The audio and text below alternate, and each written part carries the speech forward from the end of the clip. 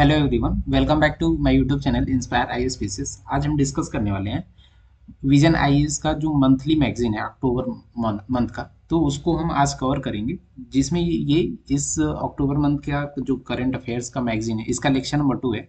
और lecture number 1 में हम लोगों ने जो पॉलिटी और गवर्नेंस से रिलेटेड जितने भी टॉपिक्स हैं, इसको ऑलरेडी हम लोगों ने प्रीवियस वीडियोस में कर लिया है। तो आज हम कवर करेंगे इंटरनेशनल रिलेशन के टॉपिक्स, जिसमें हमारा पहला टॉपिक होगा कि इंडिया और चाइना ने जो एलएसी है, वहाँ पे जो लाइन ऑफ एक्चुअल कंट्रोल है, वहाँ पे जो इन दोनों कंट्रीज के बीच में ये एग्रीमेंट्स हुए हैं जो बॉर्डर पे, उससे रिलेटेड टॉपिक्स हम डिस्कस करेंगे।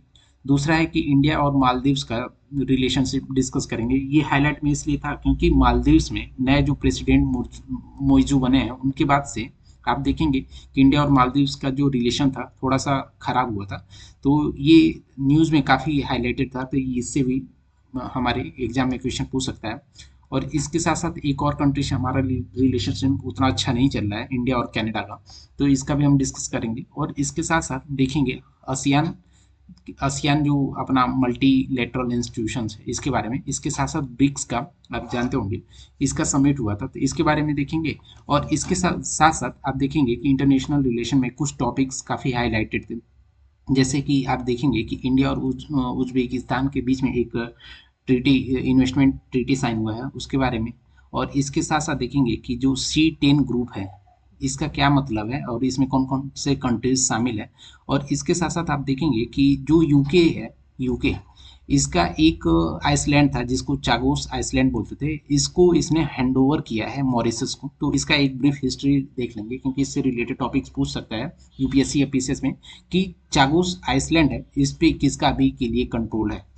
फिर हमारा ये जो अगला टॉपिक है, ये फिलाडेल्फी जो कॉरिडोर है, ये किस कंट्री से रिलेटेड, ऐसे क्वेश्चन फ्रेम कर सकता है कि फिलाडेल्फी कॉरिडोर है, ये किस कंट्री से रिलेटेड है। लाइक एक इजराइल हो गया, दूसरा ईरान हो गया, तीसरा यूके एंड ऐसे यूएस, ऐसे कोई भी क्वेश्चन फ्रेम कर सकता है। तो आइए हम स्टार्ट करते हैं अपने टॉपिक्स को। और इनकेस आप हमसे फर्स्ट टाइम जुड़ रहे हैं तो प्लीज़ सब्सक्राइब आवर चैनल।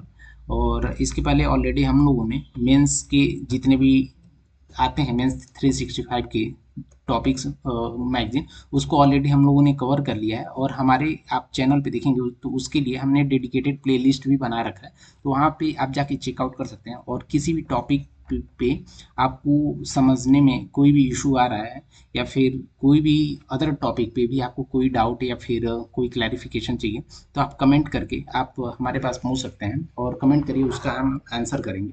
तो ये स्टार्ट करते हैं हमारा आज का पहला टॉपिक, जो इंटरनेशनल रिलेशनशिप का इंडिया और चाइना का जो एग्रीमेंट है उसके बारे में। तो आप जानते होंगे जो एलएसी है, वो इसका फुल फॉर्म है लाइन ऑफ एक्चुअल कंट्रोल। तो जो एलएसी है, ये बेसिकली इंडिया और जो चाइना है, चाइना, इन दोनों का जो बॉर्डर है कश्मीर में, उसके बॉर्डर को हम लोग बोलते हैं एलएसी। तो आप कमेंट करके बताइए जो एलओसी है, ये किस कंट्री के साथ अपना बॉर्डर शेयर करता है। तो इस एग्रीमेंट में ऐसा बोला गया है कि जो अपना पेट्रोलिंग है, पेट्रोलिंग मीन्स आप जानते हो दो कंट्री हैं, यहाँ पे हम मैप के माध्यम से समझा देते हैं। तो आप देखेंगे कि ये वाली जो डॉटेड लाइंस हैं, यहाँ पे देखेंगे कि ये इंडिया का कंट्रोल, और यहाँ पे इसके जो अक्षय चिन्ह अभी के लिए जानते होंगे कि इस पे अभी चाइना का कंट्रोल है। तो यहाँ पे दोनों जो कंट्रीज के सैनिक जो होते थे, यहाँ पे पेट्रोलिंग करते थे, बट दोनों कंट्रीज के बीच में इशू आ जाने की वजह से वहाँ पर काफ़ी एस्केलेशन हो गया था। तो वहाँ पे दोनों कंट्री ने एक समझौता किया है कि हमारा जो मई 2020 का जो स्टेटस था, उसके अकॉर्डिंग जिसके पास जितना कंट्रोल था उस टाइम पे, उसके अकॉर्डिंग हम लोग पेट्रोलिंग करेंगे। तो मेन तो ये न्यूज़ में था, बट इसके साथ साथ जो यूपीएससी या फिर यूपीपीसीएस जो या अदर पीसीएस एग्जामिनेशंस में इससे रिलेटेड कुछ भी क्वेश्चन पूछ सकते हैं कि क्या क्या है। तो आप जानते होंगे कि ये वाला जो पार्ट है, ये वाला आप जानते होंगे, हमारा जो इंडिया का जो चाइना के साथ ये बॉर्डर है, 3 पार्ट में डिवाइड होता है। पहला है कि ईस्टर्न लद्दाख, दूसरा है सेंट्रल रीजन, और तीसरा है अरुणाचल और सिक्किम वाला बेल्ट।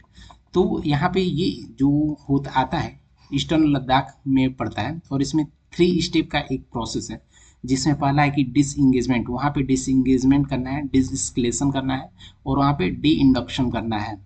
तो ये इसका मेन एग्रीमेंट हुआ था। और ये इम्पोर्टेंट इसलिए हो जाता है क्योंकि ये जो एरिया है ये इंडिया के लिए स्ट्रेटेजिकली काफ़ी इम्पोर्टेंट है, क्योंकि ये आप जानते होंगे काफ़ी हिली एरिया है। तो यहाँ पे कंट्रोल होना, आप जानते होंगे आप किसी भी ऊंचाई पे यदि कंट्रोल पा लेते हैं तो आप जो प्लेन्स एरिया है वहाँ पे कंट्रोल करना आपके लिए काफ़ी आसान हो जाता है।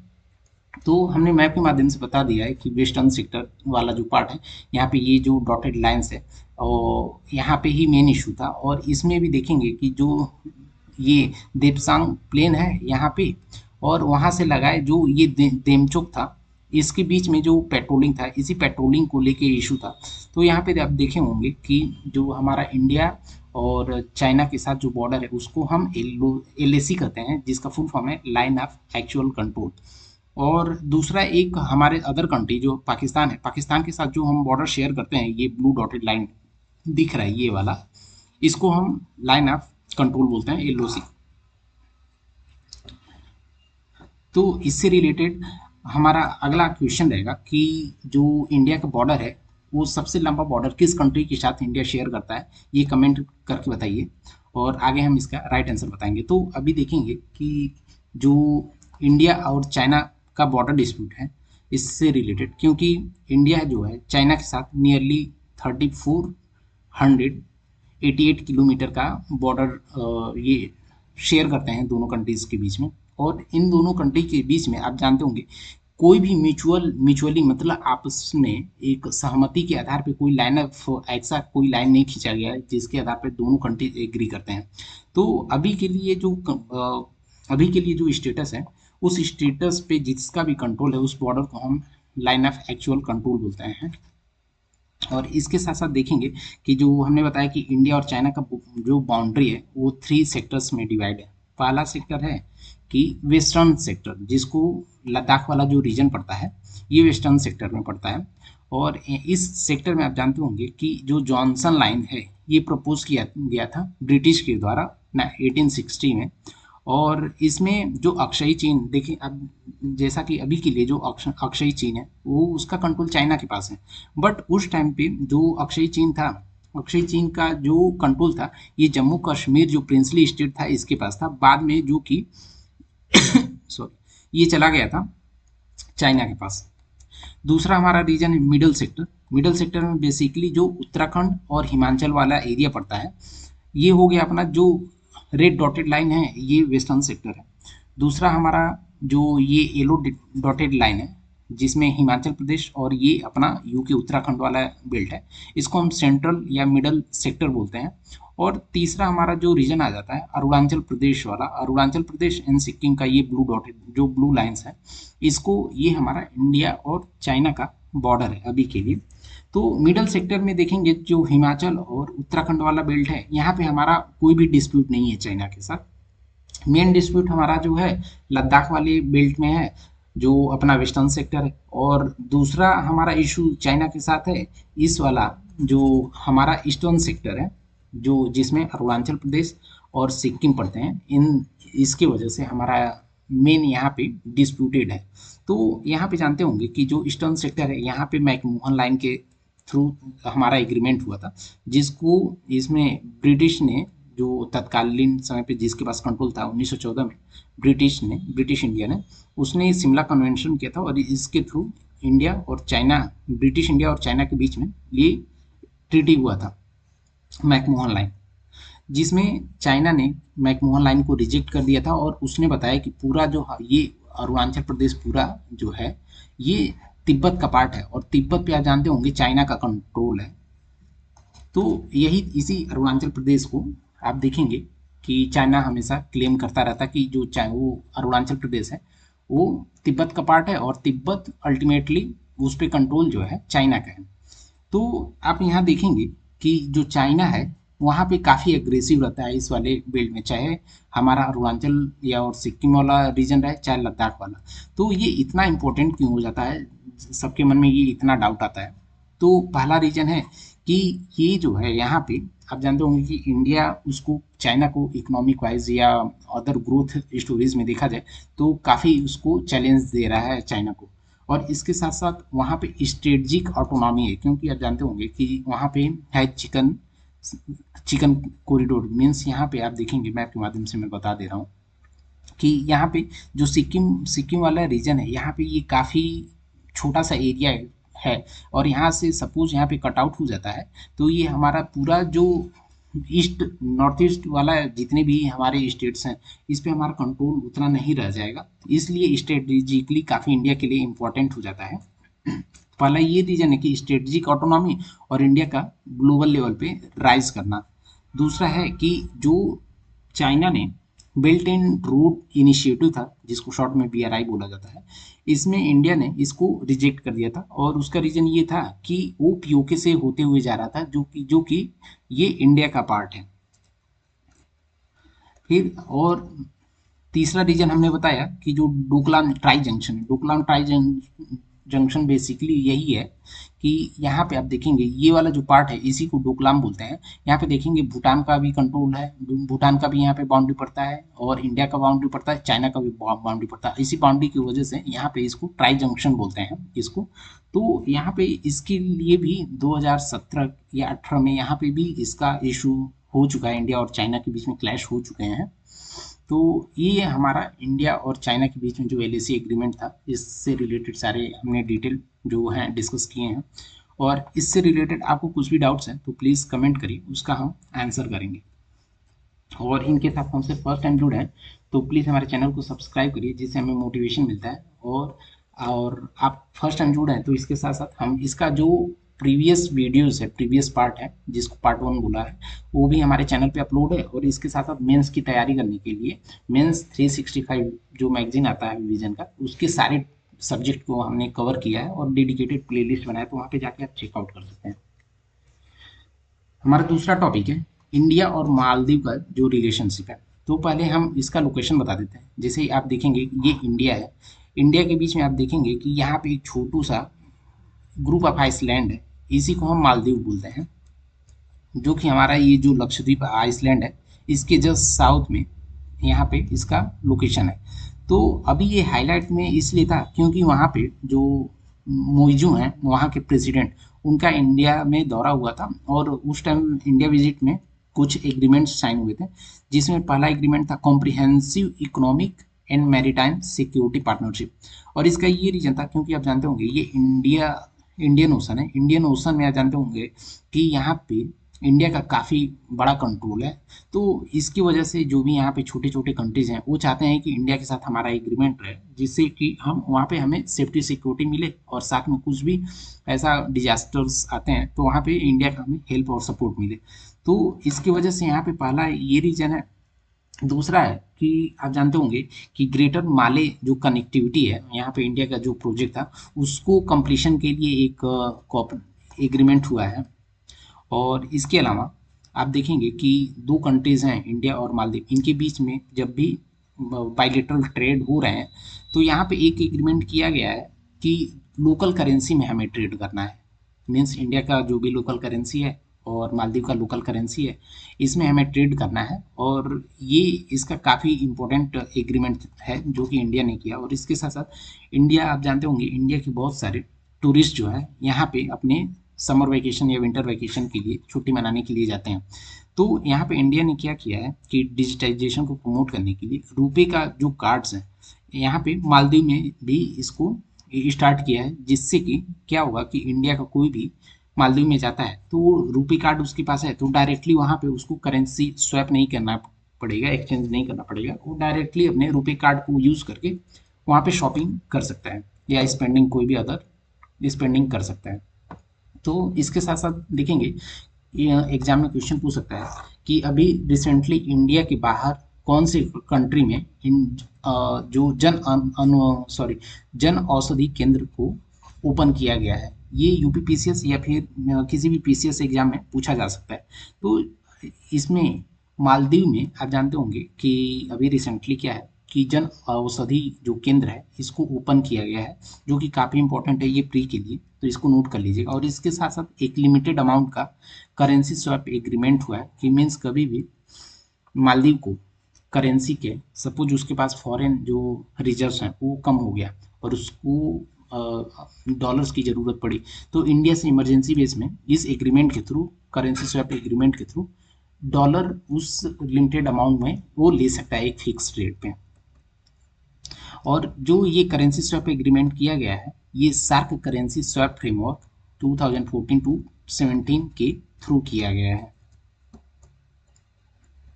आप जानते होंगे कि जो मौजू हैं वहाँ पे इंडिया आउट कैंपेन काफ़ी चल रहा था और इसकी वजह से इंडिया और मालदीव के रिलेशनशिप थोड़ा सा खराब हुआ था।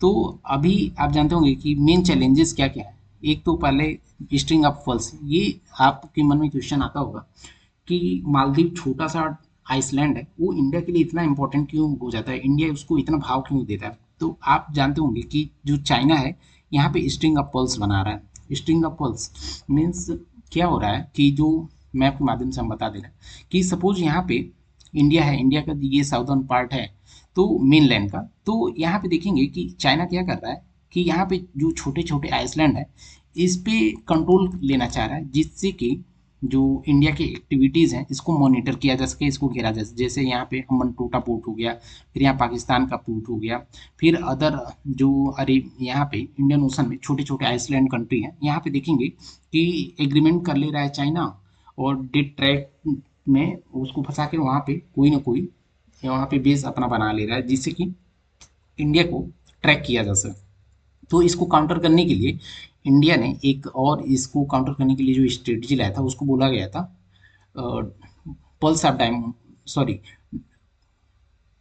Necklace of diamond. तो आप बताइए कि नेकलेस ऑफ डायमंड क्या है। बेसिकली उसको हम अब जो भी राइट आंसर आएगा उसको हम हार्ट दे देंगे। और इसके साथ साथ जो इंडिया एंटी इंडिया सेंटिमेंट हुआ था इसके मेन रीज़न था कि इंडिया और मालदीव के बीच में जो रिलेशनशिप थे वो काफ़ी ख़राब हो गए थे।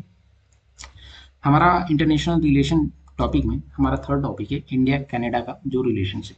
और हमारे प्रीवियस जो दो टॉपिक्स को कवर किया है इससे रिलेटेड आपको कुछ भी डाउट हो तो प्लीज़ कमेंट करिए, हम उसका ये रिप्लाई करेंगे।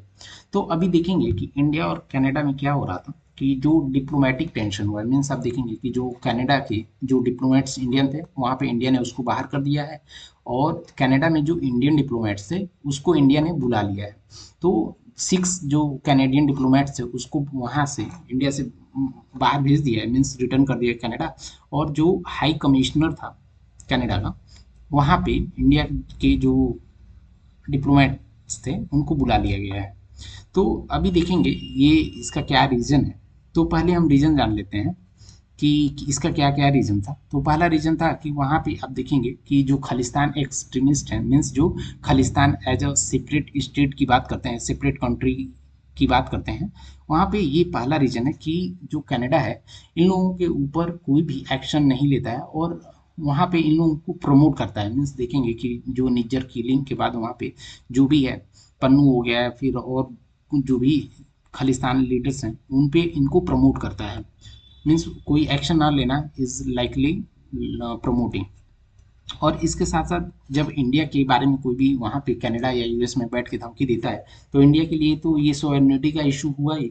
और इसके साथ साथ वहाँ पे देखेंगे इसका मेन जो रीजन है वोट बैंक पॉलिटिक्स, क्योंकि वहाँ पे कोलिएशन का गवर्नमेंट है जस्टिन ट्रूडो का।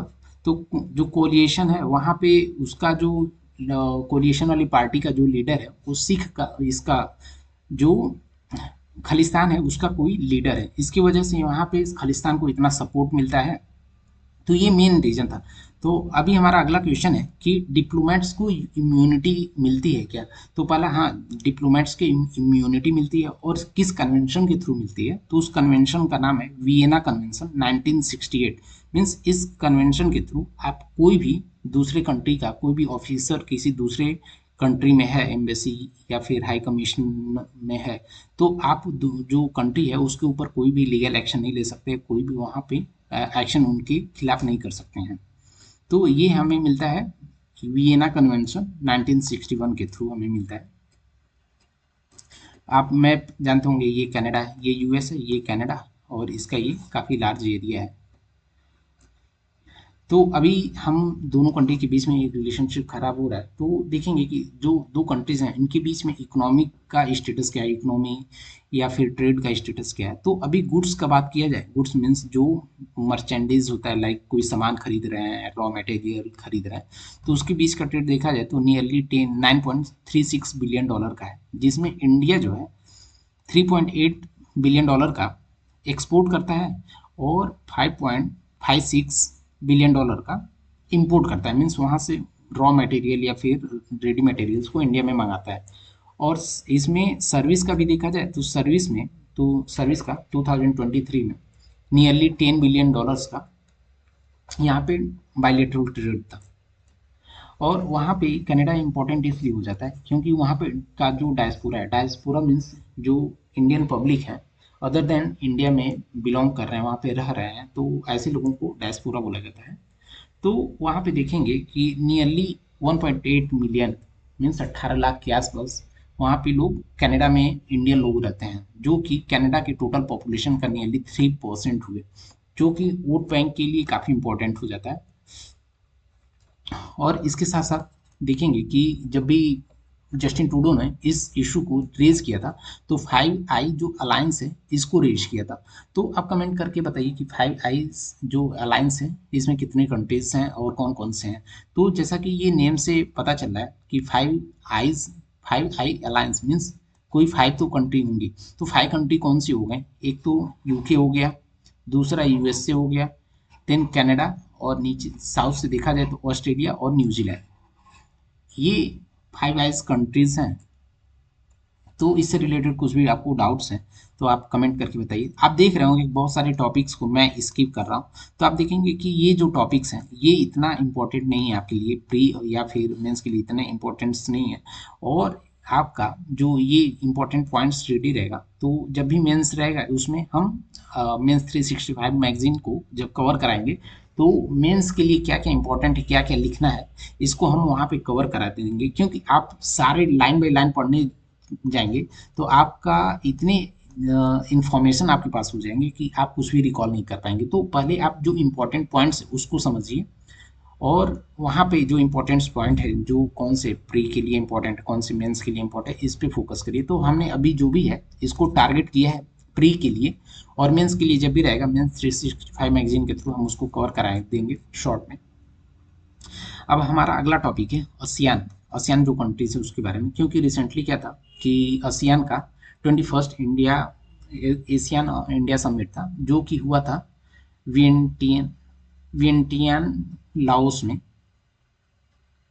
इसके साथ साथ ये देखेंगे आसियान बेसिकली क्या है। जो आसियान का फुल फॉर्म है association of south east Asian Nations. तो पहला क्वेश्चन हो क्या इंडिया इसका पार्ट है, तो इसका आंसर है नहीं, इंडिया इसका पार्ट नहीं है। ये सिर्फ जो इंडिया के ईस्ट साउथ ईस्ट में कंट्रीज हैं और चाइना के साउथ में कंट्रीज हैं, उनका एक एसोसिएशन है। इसमें कितनी कंट्रीज हैं, तो इसमें टोटल 10 कंट्रीज हैं, जैसे म्यांमार हो गया, Thailand, Singapore, Indonesia, Laos, Vietnam, Cambodia, Malaysia, Philippine and Brunei. तो ये टोटल 10 कंट्रीज इसके मेंबर्स हैं आसियान के। तो ये हमारे लिए इतना इंपॉर्टेंट क्यों हो जाता है, क्योंकि देखेंगे कि ये छोटे छोटे जो कंट्रीज हैं यहाँ पे इंडिया का काफ़ी अच्छा रिलेशनशिप है इन कंट्रीज के साथ, और इसके साथ साथ यहाँ पे इंडिया काफ़ी एक्सपोर्ट भी करता है, जो कि हम आगे इसको देखेंगे। तो ये जो आसियान है, ये इसका मेन जो मोटो है, इस ग्रुप का मेन मोटो है कि एक तो पॉलिटिकल कॉपरेशन, इकोनॉमिक कॉपरेशन और यहाँ पे रीजनल सिक्योरिटी, ये 3 पॉइंट्स हैं। पहला पॉलिटिकल, दूसरा इकोनॉमिक कंडीशंस के लिए हमारा जो कॉपरेशन है, तीसरा कि हम इस रीजन में, ये वाला जो रीजन है इसमें हम कैसे अपने पीस और रीजनल से स्टेबिलिटी ला सकते हैं। क्योंकि आप जानते होंगे यहाँ पे जो एक स्टेट है जिसको मलक्का स्टेट बोलते हैं, और इसके थ्रू ही ये पूरे आसियान कंट्रीज में इंक्लूडिंग चाइना, यहाँ पे इसका ट्रेड इस रूट के माध्यम से होता है। तो ये जो रीजन है ये काफ़ी इंपॉर्टेंट हो जाता है और इसमें पीस की काफ़ी ज़रूरत होती है। तो ये जो इस्टेब्लिश किया गया था, इसको बैंकॉक डिक्लेरेशन के थ्रू किया गया था 1967 में। बैंकॉक डिक्लेरेशन, जिसके इनिशियली 5 मेंबर्स थे, वो 5 फाउंडिंग मेंबर्स थे, Indonesia, Malaysia, Philippines, Singapore and Thailand, जो कि अभी बढ़ के इसके 10 मेंबर्स हो गए हैं, जैसा कि हमने मैप में बताया है। और इसका जो हेड क्वार्टर है जकार्ता इंडोनेशिया में है, और ये साल में एक बार मीटिंग होता है इनके बीच में। तो अभी रिसेंट में एक फोरम लाया गया है वियतनाम के द्वारा। तो ऐसा एक क्वेश्चन पूछा जा सकता है कि एशियान फ्यूचर फोरम क्या है, या फिर इसको किस कंट्री ने प्रपोज किया था। ऐसे जो क्वेश्चंस हैं ये यूजुअली पीसीएस एग्जाम में फ्रेम होते हैं। तो इसका आंसर है कि जो एशियन फ्यूचर फोरम है इसको प्रपोज किया गया था वियतनाम के द्वारा 23 में। तो ये काफ़ी इंपॉर्टेंट है, इसको नोट डाउन कर लीजिएगा, एग्जाम में पूछा जा सकता है। और जो आसियान है ये हमारे लिए इतना इम्पोर्टेंट क्यों हो जाता है क्योंकि देखा जाए कि आसियान जो कंट्रीज़ हैं 10 कंट्रीज, इनके साथ इंडिया ये सबको ऐड कर दिया जाए तो इंडिया की ये फोर्थ लार्जेस्ट ट्रेडिंग पार्टनर है। मीन्स इंडिया का चौथा सबसे बड़ी ट्रेडिंग पार्टनर है। और यहाँ पे देखेंगे कि इंडिया का जो 11% ग्लोबल ट्रेड होता है, सपोज हम 100 बिलियन का ग्लोबल लेवल पे ट्रेड कर रहे हैं, तो सिर्फ 11% तो सिर्फ हम आसियान कंट्रीज के साथ ही ट्रेड कर रहे हैं। तो इसलिए ये इंडिया के लिए काफ़ी इंपॉर्टेंट हो जाता है। तो 11% कितना हो जाता है इंडिया के लिए, नियरली 122.67 बिलियन डॉलर। और यहाँ पे हम जैसा कि हमने बताया मलक्का स्टेट के बारे में, जो कि वहाँ पे इंडिया है काफ़ी, वहाँ पे उसका मैरीटाइम सिक्योरिटी प्रोवाइड करता है, जो कि काफ़ी इम्पोर्टेंट है। हमारा अगला टॉपिक है ब्रिक्स का। क्योंकि रिसेंटली क्या था कि 16th ब्रिक्स समिट हुआ, जिसमें जो इंडिया के प्राइम मिनिस्टर है वहाँ पे कजान गए थे। तो कजान कहाँ पे है, ये रसिया का एक सिटी है यहाँ पे। और इसके बाद ये जो वहाँ पे 5 कंट्रीज के अलावा 5 और कंट्री ऐड होने के बाद ये पहला समिट था जिसको ब्रिक्स प्लस बोला गया। ब्रिक्स प्लस बोला गया। तो ब्रिक्स प्लस में जो 5 कंट्रीज ऐड हुए थे उसको हम बता देते हैं अभी कि क्या क्या है। तो इसमें ब्रिक्स में मेन पिलर्स क्या क्या हैं, तो बेसिकली पॉलिटिकल सिक्योरिटी है, इकोनॉमिक और फाइनेंशियल कोऑपरेशन है, और इसके साथ साथ कल्चरल और people to people connect. Means देखेंगे कि इंडिया और जो रसिया है इसके बीच में पीपल टू पीपल कनेक्ट है। जब पीपल टू पीपल कनेक्ट हो रहता है तो दोनों दो कंट्रीज के बीच में टाइप काफ़ी बेटर होते हैं। तो इसको जो प्रपोज किया गया था, इसका जेनेसिस जो था जी मूर नील के द्वारा किया गया था 2001 में। तो इनिशियली इसमें 4 कंट्रीज थे ब्रिक, जो कि ब्राज़ील, रसिया, इंडिया और चाइना। बाद में इसमें साउथ अफ्रीका को जोड़ा गया था, जिसको इसको ऐसा हो जाने से ब्रिक्स बन गया था। तो अभी जो अगला 2000 अभी 24 वाला रसिया के पास था प्रेसिडेंसी। बट अभी देखेंगे 2025 वाला जो चेयरमैनशिप है वो रहेगा ब्राज़ील के पास। तो ये भी काफ़ी इंपॉर्टेंट है, इसको भी नोट कर लीजिएगा कि 2025 में ब्रिक्स का चेयरमैनशिप जो है, चेयरशिप किसके पास रहेगा, तो इसका आंसर रहेगा, राइट आंसर, ब्राज़ील। तो इसके मेन जो 4 फाउंडिंग मेंबर्स थे, ब्राज़ील, रसिया, इंडिया, चाइना। और ये दो साउथ अफ्रीका 2010 में ऐड हुआ था, जिसके बाद ब्रिक के बाद ब्रिक्स बन गया था। B for Brazil, R for Russia, I for India, C for China and S for South Africa. तो अभी न्यू जो 5 कंट्रीज बने हैं उसमें इजिप्ट है, इथियोपिया है, Iran, Saudi Arabia and UAE. ये 5 कंट्रीज हैं, इसको नोट कर लीजिए कि ये भी एग्जाम में पूछा जा सकता है। और ये इंपॉर्टेंट इसलिए हो जाता है क्योंकि नियरली देखा जाए कि जो वर्ल्ड का टोटल पॉपुलेशन है उसका 45% ब्रिक्स में आ जाते हैं। मीन्स ब्रिक्स जो है 45% वर्ल्ड पॉपुलेशन को रिप्रेजेंट करता है। और ग्लोबल लेवल पे जो जीडीपी है उसका नियरली 37.3% जीडीपी को रिप्रेजेंट करता है। इसलिए देखा जाए ये काफ़ी इंपॉर्टेंट हो जाता है। और ये जो यूरोपियन यूनियन है उसके कंपैरिजन में बहुत आगे हैं। और इसके साथ साथ G7 भी देखा जाए, G7 से भी ये काफ़ी ऊपर आता है। इसलिए ब्रिक्स काफ़ी इंपॉर्टेंट हो जाता है अपने रीजन में। तो अभी के लिए हमारा ब्रिक्स में जो एनर्जी सिक्योरिटी में देखा जाए तो ब्रिक्स में जो 3 न्यूली एडेड कंट्रीज हैं, ईरान, सऊदी अरेबिया और यूएई, ये काफ़ी इंपॉर्टेंट है। क्योंकि देखा जाए जो क्रूड ऑयल का रिजर्व है वहाँ पे 44% जो ऑयल का रिजर्व है सिर्फ इन 3 कंट्रीज के पास है। और ऑयल रिजर्व या फिर जो प्रोडक्शन है सिर्फ इन 3 कंट्रीज के पास है, Iran, Saudi Arabia and UAE. तो ये एनर्जी सिक्योरिटी के लिए काफ़ी इंपॉर्टेंट है। और यहाँ पे global voice of global south mean जो ब्रांड डीटी लाइन है इसके नीचे वाले साउथ के जो ग्लोब लेवल पे साउथ की जो कंट्रीज हैं उनका देखा जाए तो वर्ल्ड लेवल पे कोई भी उतना रिप्रेजेंटेशन नहीं है। तो जनरली इंडिया क्या करता है कि उन छोटे छोटे कंट्रीज का वॉइस जो बड़े बड़े स्टेज पे रखता है, तो उसी को हम वॉइस फॉर ग्लोबल साउथ बोलते हैं। जैसा कि जो G20 हुआ था, G20 में हमने क्या किया था, अफ्रीकन यूनियन को ऐड किया था, जिससे अफ्रीकन यूनियन जो है वहाँ पे अपना जो भी है वॉइस है, चैलेंजेस है, क्या इशू है, वहाँ पे बड़े स्टेज पे रख सकेंगे G20 जैसे स्टेज पे। तो अभी जो देखा जाए कि जितने भी ब्रिक्स प्लस कंट्रीज हैं, 10 कंट्रीज यहाँ पे हुए, तो ये सारे WTO के मेंबर्स हैं। और यहाँ पे अभी रिसेंट में जो भी हमारा समिट हुआ था, इसमें डी डॉलराइजेशन के लिए बोला गया था, जिसमें एक कॉमन ब्रिक्स प्लस करेंसी लाने की लिए बात चल रही थी। तो इससे रिलेटेड कुछ भी डेवलपमेंट्स होता है तो उस पर हम अपडेट करेंगे। और शॉर्ट में और भी कुछ न्यूज़ हाईलाइटेड थे, उसको भी देख लेते हैं। कि पहला था कि इंडिया और उज्बेकिस्तान ने बायलैटरल इन्वेस्टमेंट ट्रीटी किया था।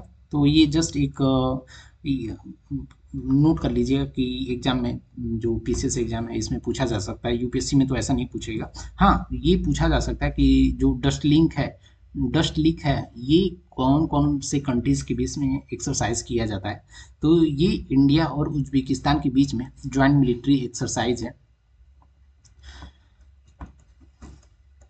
हमारा अगला टॉपिक है C10 और जो L69 ग्रुपिंग, ये क्या होता है। तो बेसिकली L69 एक ग्रुप है जिसमें अफ्रीका, लैटिन अमेरिका, मीन्स जो साउथ अमेरिका है उसी को लैटिन अमेरिका बोलते हैं।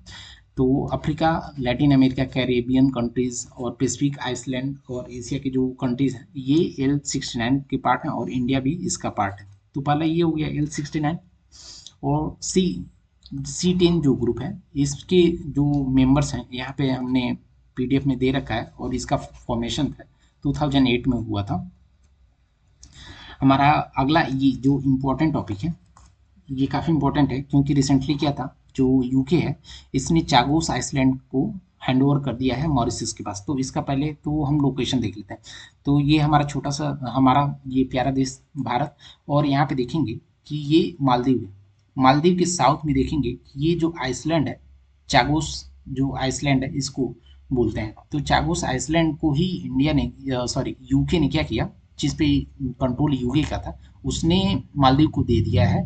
बट यहाँ पे डिगो गार्सिया जो है, यहाँ पे यूके और यूएस इन दोनों का ज्वाइंट बेस रहेगा डिगो गार्सिया में। तो ये इसका थोड़ा हिस्ट्री देख लेते हैं कि ये मालदीव से 500 किलोमीटर साउथ की तरफ है। तो इनिशियली 18th सेंचुरी के आसपास ये फ्रेंच की एक कॉलोनी था, जिसको बाद में ब्रिटिश ने ले लिया था।